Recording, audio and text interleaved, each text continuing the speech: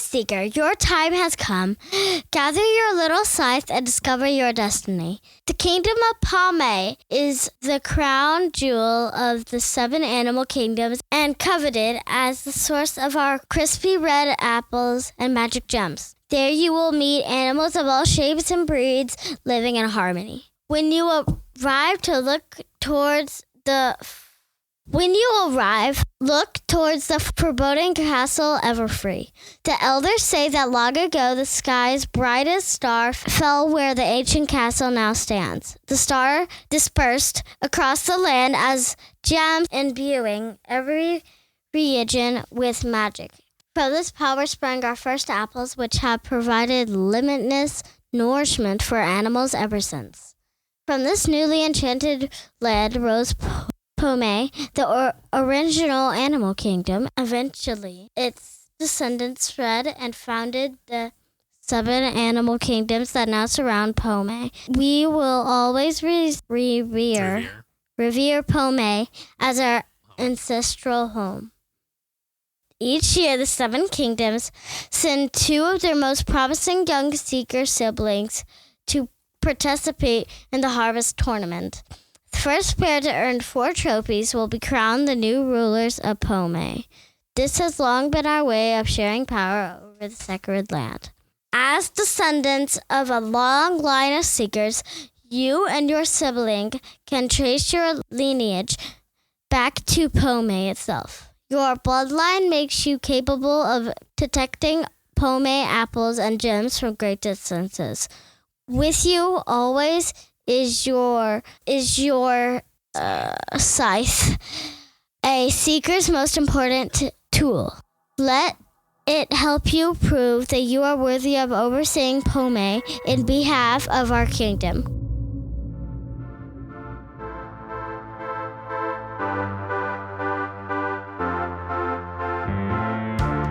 Hello there, kids of all ages, friends and rivals. Welcome to my podcast.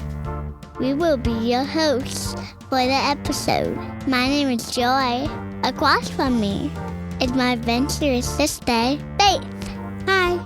And to my right is my amazing... Aw. Hi there, Faith and Joy. I am so excited that both of you decided to come back to the kids' table. I am really looking forward to our game discussion tonight, and we will just have to see where things go. Here at the Game Table Podcast, we review various board, card, and other tabletop games. We give our thoughts and opinions in hopes of showing you whether it's a good fit for you and your table.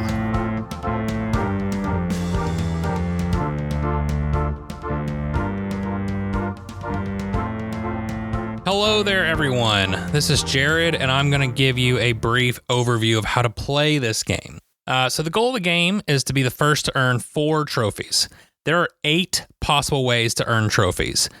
You can earn 8 friendship, make 8 pies, take 4 gems to the castle.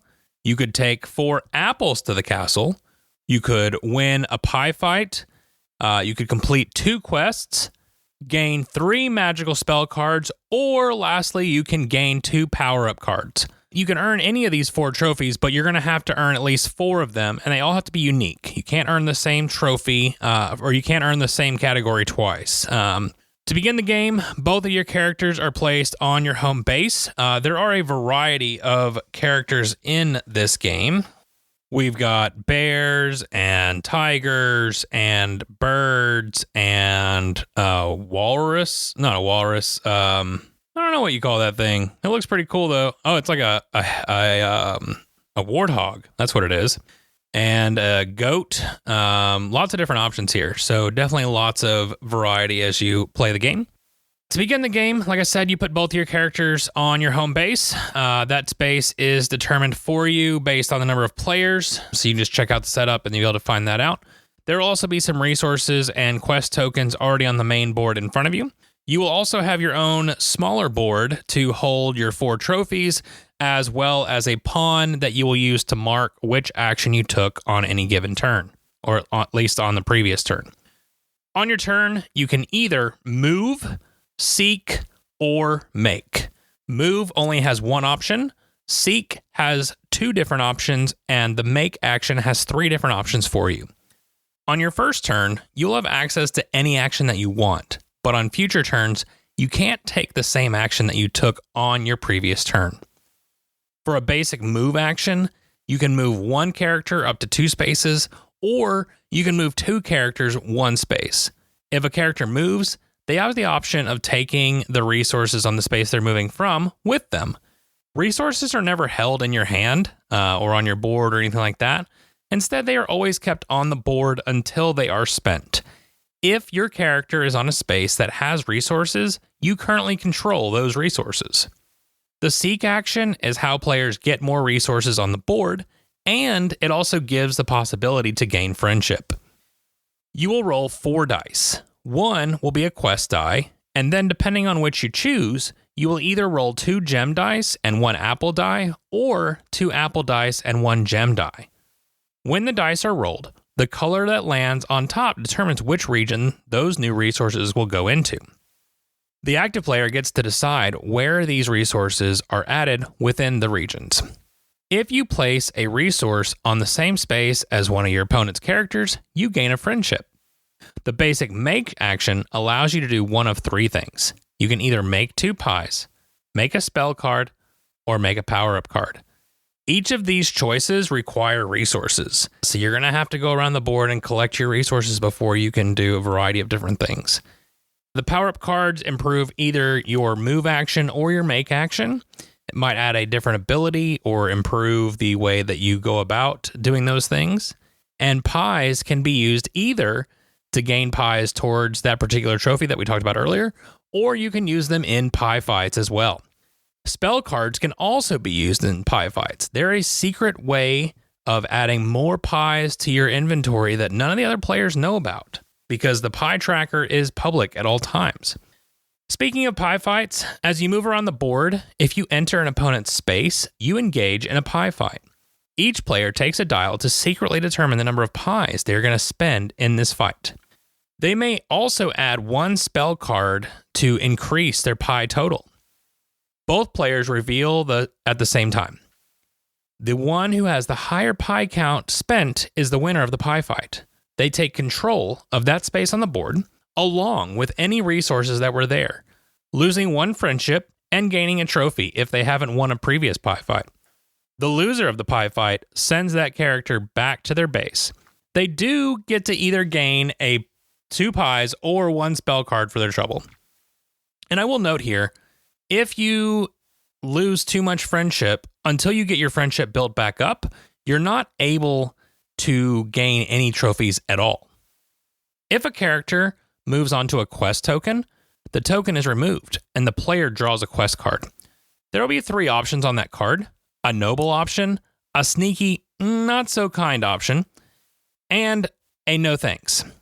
The first 2 require that you either pay some kind of resources, do some sort of deed, or something of that nature that you'll have to be able to fulfill immediately.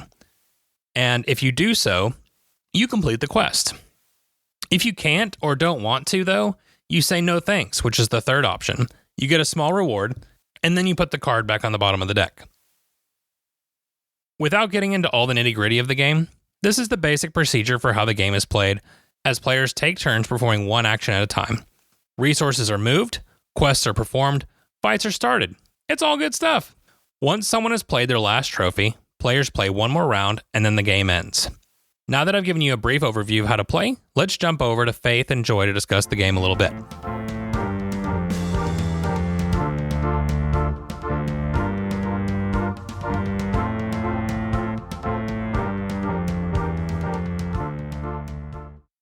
All right, girls. So we are in this world, and we are trying to earn trophies to show that we are the best seekers in the land. Faith, can you tell me, what is your favorite animal? Horses, kittens, colts, and puppies. Nice. That's a cool group. Joy, what about you? Well, I like bears because I have a stuffed animal one. And I like cats because they're very nice. And because we cat sit and baby penguins. Baby penguins. I love those. Those are so cute. They are really cute. That's true. Yeah. Well, girls, this game is all about animal siblings. So maybe brother and sister, or two sisters just like you, or two brothers. Or three sisters. That's true. And they are going throughout the land, and they are trying to collect apples and gems and get in quests. And quests. That's right. That's very true. And Joy, your favorite part, they try to get in pie fights. Wait, I like pie fight. No. You do like pie fights. I was really impressed. And they're trying to collect these trophies before the commencement so that they can prove they're the best seekers in all the land. Now, I would like to ask you girls some questions about this game. How does that sound? Good. Sure. So, Joy, in this game, we are trying to collect different trophies. And there is a lot of different ways to earn trophies, right? I think that your favorite way is through pie fights. Yeah. Why do you like getting into pie fights so much? Because then if I have a lot of pies, then I win. You like throwing lots of pies at people? You know, it's not really nice to throw. That's true. It's not And nice. if other people win, that's fine. You just like the pie fights. That's fine. I just like winning. Do you have another way that you like to earn trophies? Another favorite way? Castles. You like going to the castle? Do you like collecting gems or do you like collecting apples more? Both. Both? Nice. Faith, what's your favorite way to collect or to earn trophies? My two ways are even though I haven't like ever done them, is like, well, I have quests. You do quests all the time. I did. I was thinking of that. Yep, she loves to quest. And collecting resources. You like collecting the gems and the apples? Yeah. You like moving around the board, don't you? I like quests, like moving around the board. Mm-hmm. And then my third one, my favoriteest one, Yeah. is earning friendship. Oh, that's a good one too. You were a big time quest stealer in this last game that we played. You were taking quests from everybody. Yeah, you stinker. Do you think that this was a hard game to learn? Well, it was kind of hard. Why is that? It's like hard. It's like hard to earn, learn how to earn the trophies. Like there's like some quest cards where there's like a good place and then a bad place and then a no thanks. You're talking about during your quests? Yeah, because like it's hard to earn trophies because like if you can only do like the bad, I mean you're gonna lose a friendship. Yeah. You get what I'm saying? I do. So I mean it's hard to earn trophies. That Do was you the feel hard part like of the game. Okay, so what I'm hearing is that you are saying that one, there's lots of different ways to play the game, so there's lots to keep up with. And then there's a part of the game where you can be mean if you want to be, but it really doesn't feel good to do that. Because then you lose some friendship and you can't earn that trophy. And Yeah. if you get like to 3, 2, and 1, you can't earn trophies. Gotcha. Okay. So, Joy, what about you, baby? I know you're a little bit young for what this game recommends. Did you feel like it was really hard for you to learn? Yeah. I remember when you first were looking at this game when we were teaching Faith, and you got kind of overwhelmed by all the different things going on. Is that correct? Yeah. Yeah. So I know the game is a little bit older than where you are at right now from an age range perspective, but after we started teaching Faith, you did start to show some interest, right? Yeah. So what kind of drew you in to make you excited to play this game? It looked like fun. It looked very fun because of the castle and gems and trophies. I really liked the art. You did? Tell me why. Because it looked very beautiful and like complicated to make. It looks complicated to make? Very cool. You really like art, and so I know that you're always paying attention to that, aren't you? Yeah. So, Joy, I know that this game is a little above what your age range is, but do you feel like now that you've played it some, that you have a better understanding of how to play the game? Yeah. Do you enjoy playing it? Yeah. That's cool. Faith, do you feel like after several plays that you've understood the game a little bit better than you did when you first started? Yes. Do you feel like you are learning a lot as you play each time? Yeah. What are you learning? That there's like ways to earn trophies, like shortcuts. Ooh, shortcuts. You have ways of making trophies work together, is what you're saying? Yeah. Like be doing like like the 2 quest one where you have to like earn 2 quests to get a trophy. Well, you could be doing the castle one at the same time. Okay. By like you could be doing like the ones that have the resources, and then it would give you a resource, and you would be taking it to the castle. But you could also keep doing quests. Nice. That's really smart, Faith. Yeah. Yeah. Very cool. Stuff like that. Okay. Is there any part of the game, Faith, that you don't like? No. You like all of it? But not the pie fights. You don't like the pie fights. Mm-mm. Oh, but at the same time, there's 8 different ways to score trophies, and you only have to score 4 of them, right? Yeah. So do you feel like you can avoid some of the things that you don't like doing? Yeah. Like, for example, I don't like doing pie fights. Yeah. I could avoid that and do like something else. That's a good idea. So, Joy, What? is there any part of the game that you don't like? No. You like all of it? Do you feel like when you come back to play again that you have the same strategy, or you're always trying something new? I'm always trying something new. That's great, baby. Well, I'm glad you've really enjoyed this game, both of you. Joy, I'm proud that you've stuck with it, even though it's a little bit bigger than what you are used to playing.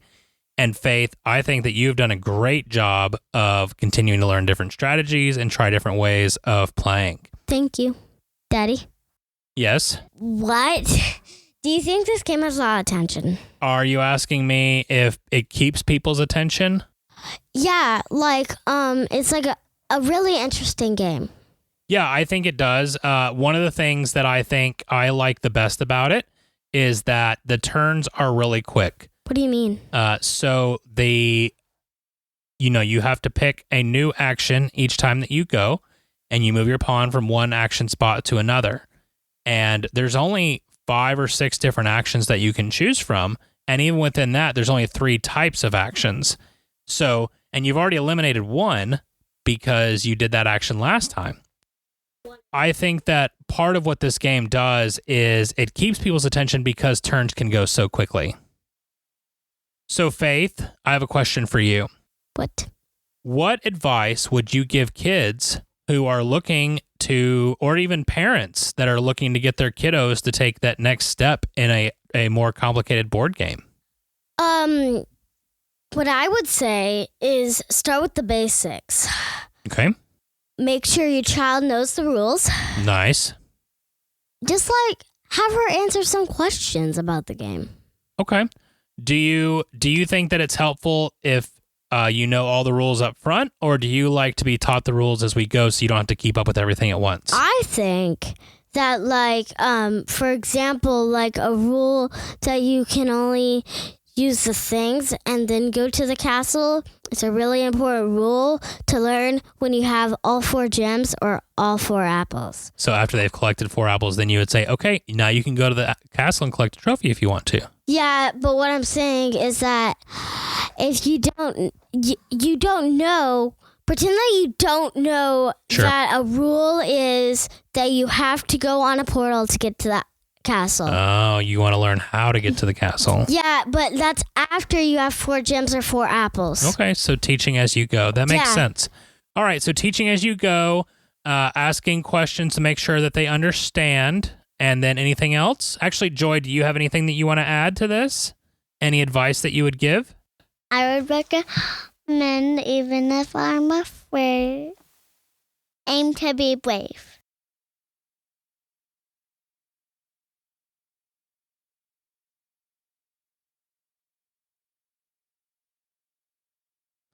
All right, girls, we are going to go ahead and move into our scoring system now.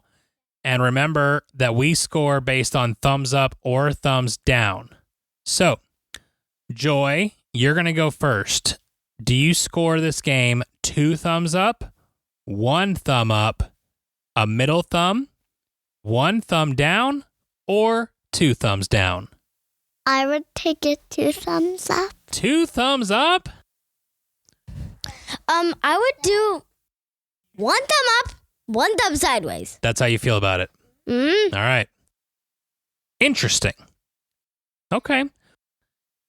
All right, girls. Well, thank you so much for being with me here today on this podcast at the kids' table. I have really enjoyed having you, and I hope that you have a wonderful rest of your day, and I'm going to go ahead and wrap us up, okay? Bye.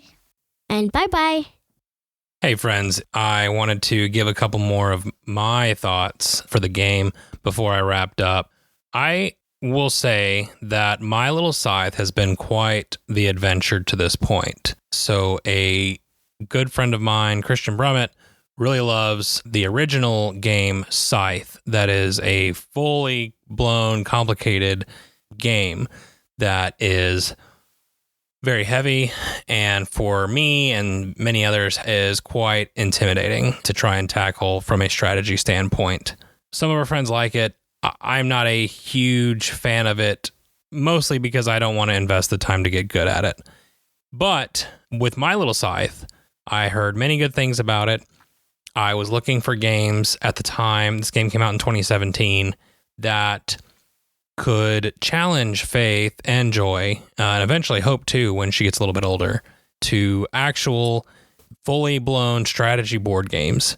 And this game does a great job of really doing both adding strategy and decision making and different action choice and things of that nature, but also not overwhelming to the point that it's not playable for a child or they need significant help.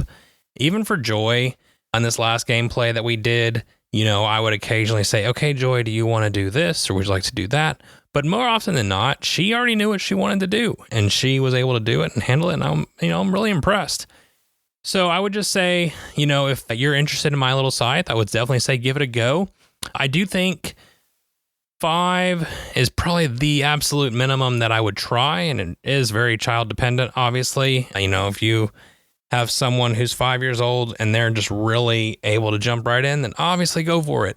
I don't know your child, you do, but Joy has needed a little bit of hand-holding at times, and like we said earlier, definitely something where it was very intimidating for her on the front end. I did also want to add, this is another Stonemaier Games publishing, and as you all know at this point, I'm a massive Stonemaier fan, but I wanted to highlight the designer for this one. It's actually 2 of them, Hobie Chow and Vienna Chow. So Vienna was 6 years old in 2017 when this game was published, and she helped her father design this game. So her father was a big fan of Scythe, and she would hang out with him and watch him play, and she would always want to be able to play a game like it that her mom and her friends would also get into as well. So they're looking for ways to kind of simplify it. And I've actually posted in the episode description a link to that interview that she had from 2017. It's really interesting. And I remember when it came out, how big of a deal it was that this 6-year-old had a significant influence on making this really in-depth kids game. So I definitely would encourage that if you have the time, go over and check that out. But I just wanted to give a little bit of a highlight to them. Just wanted to say thank you for creating such a fun game for me and my kids that we can play together. The other thing that I will add, something that really stands out for this game, is that it does give players choice of doing things that are more noble, or they have the option of stealing from other players, or doing what in a kid's frame of mind is quote unquote the bad thing to do. And they can choose to do that if they want to, but there's also the consequences on both sides. Doing the noble or good thing generally means that your reward is not as strong as it could be as if you had taken the more conflicting choice. But on the other side, if you create conflict, then you're going to lose friendship and potentially not able to earn trophies for a while. So there's definitely a nice give and take there that gives kids the opportunity to think about how they want to go about playing the game. And it definitely spills over into other parts of their lives. So I think that's a great addition for a kid's game that I don't see very often in the games that we have tried. And it was interesting watching Faith in this past game kind of venture over to the other side and just kind of try it out and see what it's like to not be super nice all the time. And she could kind of tell at times like it kind of made her hesitate, but we had a lot of good conversation that came out of that. And we were able to kind of walk through that with her, and it was really great. There is a lot of variety in this game, lots of different ways to play. I don't think the kids would ever get bored of this game unless you just played it all the time. But even then, it just adds so much variety to it. And I will say too, definitely something where I know adults who say that they prefer this to Scythe. It's a much more casual game where you're still getting a nice strategy feel. So that's something to keep in mind as well, is that you could break this out at a game night with other adults while kids are doing something else. So it definitely has a lot of flexibility. So as we wrap up, I'll go ahead and give my grade as well. Definitely a game that I would give 2 thumbs up to. I, again, just really enjoy the complexity that it offers as a kid's game while also keeping it easy to kind of get into. It's very smooth as far as you do one action and then move on to the next player's turn. Then you pick something else, so you can't just sit there and try and do the same thing over and over and over again. It adds a nice variety of mechanics as well as opening the door for conversation. The artwork is fantastic. The gameplay is a lot of fun. It doesn't stick around too long, and it's enjoyable by all. So definitely 2 thumbs up. I do hope that you're enjoying these kids episodes. It's something where Faith and Joy and I are kind of figuring it out as we go, and I'm looking forward to ways that we can continue to grow going into 2024. But for now, I just want to say thank you for sticking around and listening. If you have feedback or want to give us your thoughts on the game, we would love to hear from you. Links to our socials are in the description. As we've been saying for a while now, we do have a Discord. Would love it for anyone and everyone to go and join and jump in on the conversation. 5-star reviews, subscribing in your podcast player of choice, following us on Instagram. These heroic actions are immensely helpful in growing the podcast. Special thanks to Angie Santiago for our cover art and to Anna Snyder who made the music. Join us next week as Ian and I take a look at Between Two Cities. Yes, another Stonemaier game. Lastly, I do just want to say before I sign off that I do apologize for the delay in this week's episode. It has been a goal of mine that we stay on schedule and that we don't miss any weeks. Fortunately, we're not missing any weeks, but we did get a day behind. There were it's not really audio issues. It was really more of just me and the kids getting on the same page and being able to make it work. And like I said, hopefully as we continue to grow into 2024, that we can continue to grow in this area of our lives as well, because they are very excited about continuing to do more and they have a lot of fun with it. And I definitely do too. But with that said, in the meantime, may your dice rolls and your card draws be blessed and your experiences at the table be ones to remember forever.